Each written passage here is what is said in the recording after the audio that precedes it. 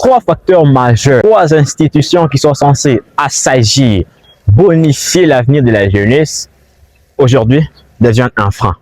Aujourd'hui, je vais vous parler de l'école, des études, de la religion et de nos parents qui sont censés nous montrer les bons chemins pour notre avenir. Mais contrairement à ce qu'on voit, ces trois institutions deviennent un frein vers l'autonomisation de la jeunesse, vers son émancipation.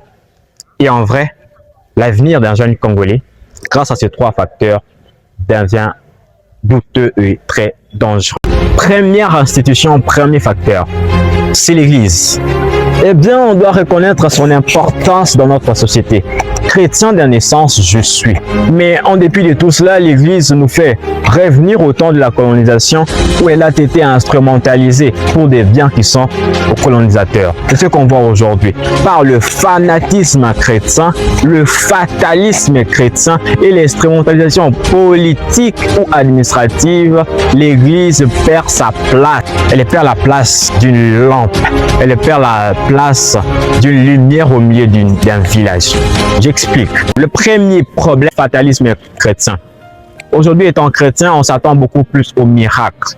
Bien que 90% de nos actions, de ce que nous sommes en train de vivre, émanent de l'invisible, l'homme doit savoir faire une synergie entre l'invisible et l'invisible, le matériel et l'immatériel.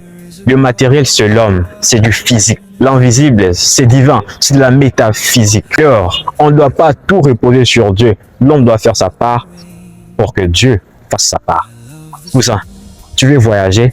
Prie, mais cherche un visa. Tu veux te marier surtout? Prie, mais va lever. N'attends pas qu'à travers 5 ans, à 30 ans pour venir chercher des femmes de nuit ou mari de nuit et sortir de la famille. Tu veux de l'argent? Prie, mais travaille. Tu veux réussir? Prie, mais travaille. N'attends pas tout de Dieu. Le libre arbitrage existe aussi, c'est Dieu. Le deuxième facteur de cette pandémie qui dévie aujourd'hui l'Église, c'est le fanatisme. Aujourd'hui, nos pasteurs ont utilisé la Bible comme nos colons pour que, par la foi, notre intellect, notre intelligence puisse jaillir. Notre intelligence est ferme. Notre intelligence n'a plus de bouche devant une foi qui accepte même ce qui n'est pas réel. L'intellection, il n'y en a plus. On devient fan de nos pasteurs alors qu'on devrait être fan de Dieu et de sa parole. Aujourd'hui, nos pasteurs prennent des cieux sur nos mamans. Nos pasteurs prennent des cieux sur nos familles.